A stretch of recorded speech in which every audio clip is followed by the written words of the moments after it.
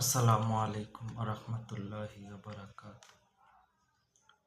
পীর পূজার কিছু কালাম নিয়ে আপনাদের মাঝে হাজির হলাম। শুনলে হয়তো যারা পীর পূজা করে তাদের কাছে ভালো লাগবে, শ্রদ্ধেয় ওহাবী ভাইরা হয়তো গ্রহণ করবেন।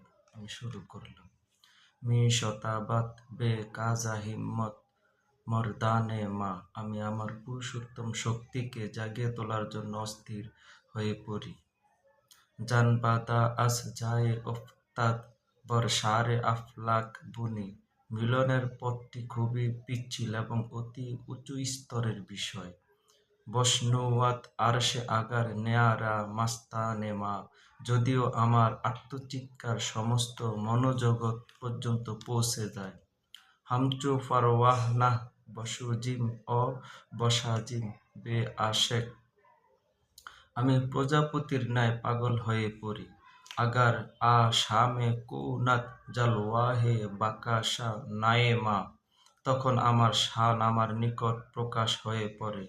মা বানা জিম বতু খানা তেরা বসপারিম, আমার মাঝে যখন আমার মুর্শিদ পুরোপুরি সমাসীন।